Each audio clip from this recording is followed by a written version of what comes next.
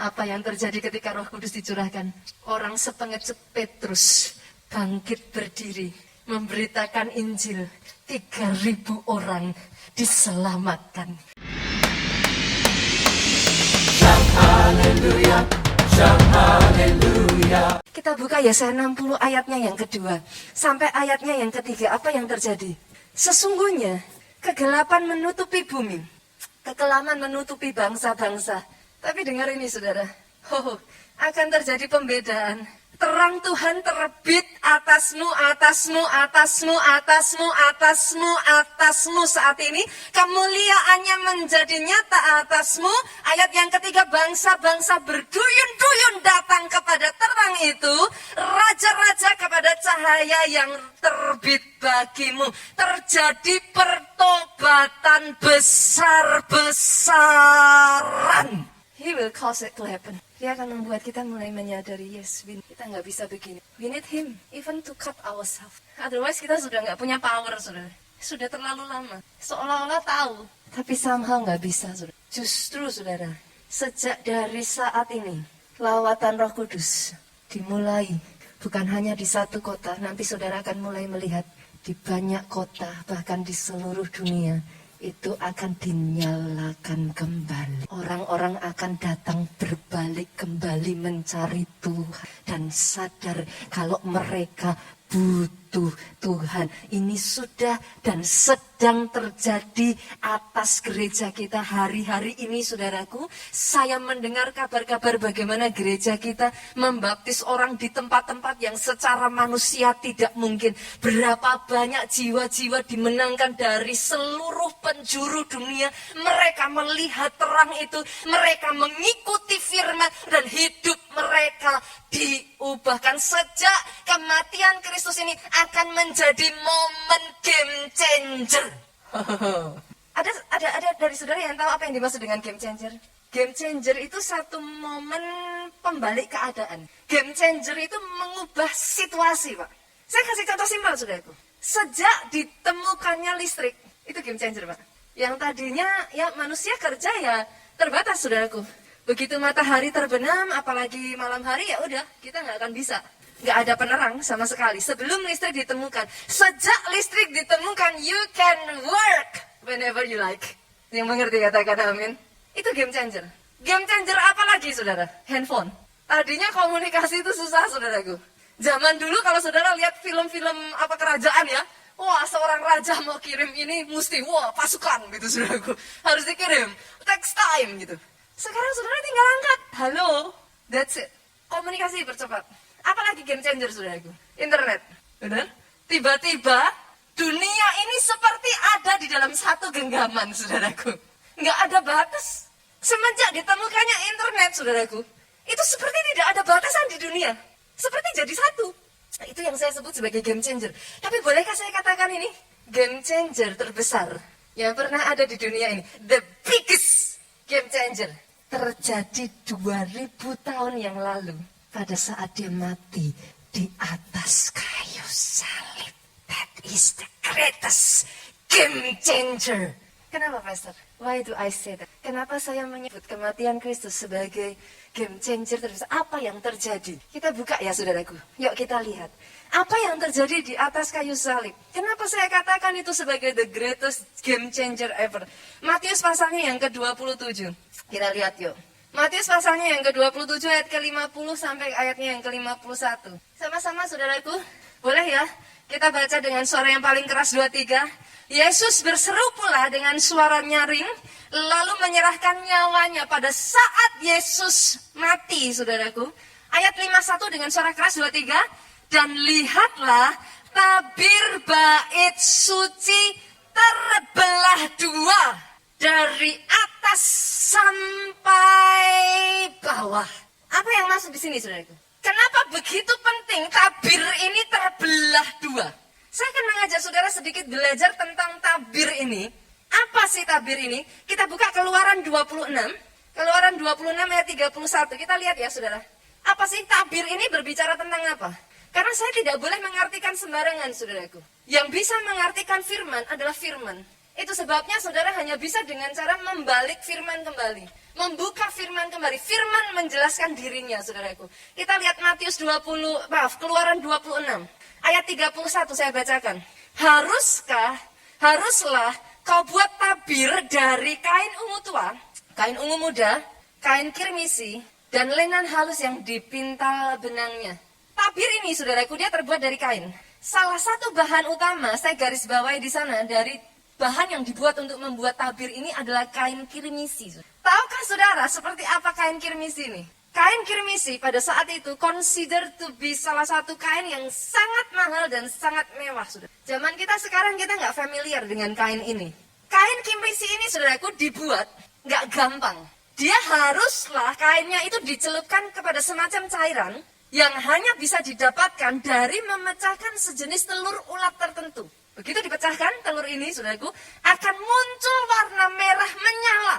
Merah yang begitu menyala terang, saudara. Dan, by the way, saudara, hampir mustahil menghapus warna dari kain kirmisi ini. Satu ayat di dalam firman Tuhan yang saudara familiar, pasti familiar. Buka, Yesaya 1 ayat 18. Masih ingat ayat ini? Masih ingat? Saudaraku, kita buka yuk, sama-sama kita baca. Marilah, baiklah kita berperkara firman Tuhan 23. Sekalipun dosamu merah seperti kirmisi akan menjadi putih seperti salju. Sekarang saudara mengerti kenapa disebut merah seperti kirmisi. Karena ketika saudara sebuah kain itu sudah diwarnai dengan cairan ini, saudara, kirmisi ini, hampir mustahil untuk bisa dihapus. Bolehkah saya membawa kabar baik buat saudara? 2000 tahun yang lalu, dia hapus dosa saudara dan saya. Pelanggaran dan kesalahan di atas kayu salib dengan nyawa. It is the game changer. Almost impossible. Pada saat Yesus disalib, masih ingat kisah bagaimana para prajurit dijubah Yesus, saudara? Masih ingat? Saudara tahu kenapa diundi? Kenapa nggak dipotong aja? It's too precious. Kalau it's too precious, saudara akan bingung karena dalam terjemahan bahasa Indonesia, Bu, itu hanya dikatakan jubah ungu tua. Then you don't understand, you don't get it. Apa yang membuat jubah ini begitu precious, you don't get it. Tapi di dalam terjemahan aslinya disebutkan sebagai scarlet robe. Apa itu scarlet robe? Kata lain dari scarlet, saudaraku, adalah crimson. Crimson robe. Apa itu crimson robe, saudara? Kirmisi. Yesus sudah menatas pundaknya. Apa sih yang terjadi pada saat tabir itu terbelah menjadi dua? Saudara kalau merunut, saudara mempelajari firman. Firman itu tidak pernah kebetulan. Satu demi satu detail. Means a lot. Atas pundaknya dia mengerti, saudara. Dia menanggung dosa saudara dan saya seperti kirmisi. He knows it. Apa yang dia lakukan ketika tabir itu terbelah? Kita buka, saudara. Kita buka di dalam Kolose pasalnya yang kedua. Ayatnya yang ke-13 sampai 14. Kamu juga meskipun dahulu mati oleh pelanggaranmu, oleh karena tidak disunat secara lahiriah, telah dihidupkan Allah bersama-sama dengan dia sesudah ia mengampuni segala pelanggaran kita. 14 ini yang terjadi, saudara. Dengar baik ini. Dengan menghapus surat hutang yang oleh ketentuan hukum mendakwa dan mengancam kita, ditiadakannya dengan memakukannya di atas kayu salib. Saya tidak mendengar kata amin dari teman. Surat hutang itu, saudara, saya tidak tahu kondisimu. Surat hutang apa? Di momen seperti ada begitu banyak anak tukukan hal-hal.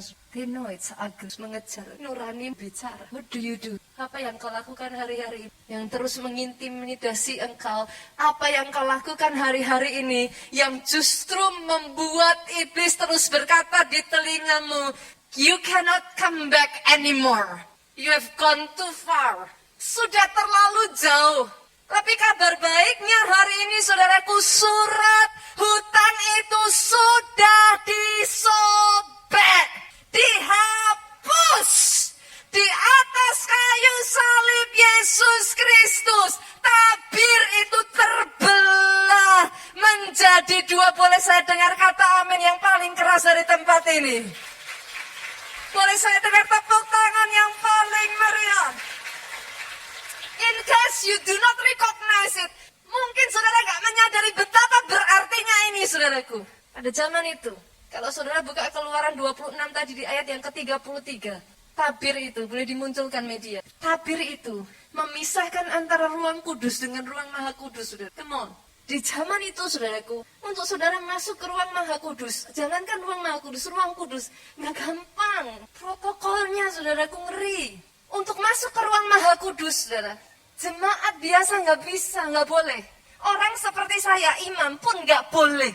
Pastor, siapa yang bisa masuk ke ruang Maha Kudus? Hanya imam besar, setahun sekali. Can you imagine that? Bolehkah saya berikan gambaran ini kepada saudara? How do you feel di masa-masa ini di mana kau tidak ikut beribadah? How do you feel di masa-masa ini ketika kau kering? How do you feel? Itu yang dirasakan orang-orang pada saat itu. Banyak orang pada saat itu. Because they cannot enter the Holy of Holies. Mereka nggak bisa masuk ruang Maha Kudus, saudara. 1 tahun sekali. Itu pun hanya imam besar. Boleh masuk, Pak. Dengan satu catatan. Di kakinya, saudaraku, diikat tali. Sebagian dari saudara bingung. Kenapa kakinya diikat tali, saudara? Tali itu dibeli lonceng, Pak. Kenapa, saudara? Karena mereka tahu. Kalau sampai imam besar ini pun somehow tidak berkenan kepada Tuhan, dia disambar, dia mati, saudara. Kalau mati, mereka nggak berani masuk untuk ngambil. Cara mereka ngambil, ditarik supaya mereka nggak perlu masuk. Karena mereka takut itu terjadi pada mereka. Do you know what, saudaraku? Di zaman itu, masuk ke tahta Maha Kudus, itu sebuah ketakutan. Hari ini, saudara bisa beribadah dengan bebas. Kau bisa mengangkat tangan, kau masuk di dalam hadirat Tuhan, kau menangis, kau menemukan damai sejahtera dalam hidupmu. How precious that is. Engkau yang, in case you do not recognize, in case you do not realize, apa arti tabir itu terbelah menjadi 2 di tempat tidurmu. Bahkan maaf saudaraku, di kamar kecilmu, dimanapun engkau berada, di saat engkau merasa begitu kering, engkau butuh Tuhan. Engkau cukup bersujud dan engkau berkata, Holy Spirit, I need you. And boom, He is there. Tidak mungkin itu terjadi kalau bukan tabir itu sudah terbelah menjadi 2. Tabir itu sudah memungkinkan. Tabir yang membuka jalan untuk kau mengalami perjumpaan pribadi dengan Yesus. Ketika saya katakan ini, doa saya, Tuhan berkati hari ini setiap saudara di apapun kondisimu, I don't. Karena saya tahu saudaraku, tidak ada yang terlalu merah yang sampai tidak bisa dia hapus menjadi putih kembali. Bahkan yang seperti kirmisi, yang dikatakan orang di zaman itu tahu, no way, gak mungkin untuk menghapus. Ada yang saat ini itu yang saudara alami, you think that it cannot be wiped. Gak bisa dihapus, Pastor, it's already going too far. Saya akan katakan ini kepada saudara. Momen kematian Kristus menjadi momen perjumpaan pribadi, lepas pribadi di tempat ini dengan Roh Kudus. Saudara tahu apa yang terjadi ketika Roh Kudus dicurahkan? Apa yang terjadi ketika Roh Kudus dicurahkan? Orang sepengecut Petrus bangkit berdiri, memberitakan Injil. 3.000 orang diselamatkan. Orang sepenakut Thomas, saudaraku, dilanda Roh Kudus sampai menjadi seorang martir bagi sebuah daerah bernama India. Orang-orang yang tadinya bersembunyi, orang-orang yang tadinya tidak punya kekuatan apa-apa.